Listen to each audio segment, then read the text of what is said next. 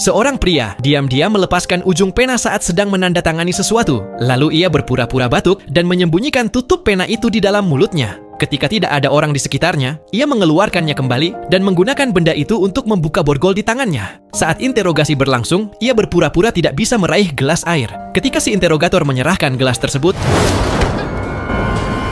pria itu tiba-tiba menjatuhkannya. Ia kemudian menggunakan rantai besi untuk mengikat jendela dan pintu besi agar terkunci rapat. Setelah itu, ia mengambil gelas air dan membantingnya keras ke pintu besi. Polisi di luar mendengar keributan dan mengira si interrogator dalam bahaya. Mereka bergegas membuka pintu, tetapi tak disangka interrogator itu cepat sadar. Pria itu buru-buru menutup mulutnya. Interrogator tersebut langsung menggigit tangan pria itu agar ia melepaskannya. Polisi di luar melihat kejadian itu dan mengira pria tersebut hendak membunuh interrogator, sehingga mereka semakin keras mendobrak pintu. Akhirnya pintu besi terbuka. Polisi bergegas masuk ke dalam ruangan, tetapi pria itu sudah melarikan diri melalui jendela. Saat polisi melihat keluar jendela, mereka tidak menemukan siapapun, sehingga mereka langsung turun ke bawah untuk mengejarnya. Namun, ketika mereka turun, pria itu justru melompat kembali masuk melalui jendela. Ia dengan cepat mengambil sebuah kue yang berisi peledak dan bersiap untuk kabur. Namun ketika ia melihat seorang petugas yang pingsan, ia mendapat sebuah ide. Saat polisi lain turun ke bawah, mereka mulai merasa ada yang tidak beres. Dengan begitu banyak orang berjaga di bawah, mustahil pria itu bisa melarikan diri.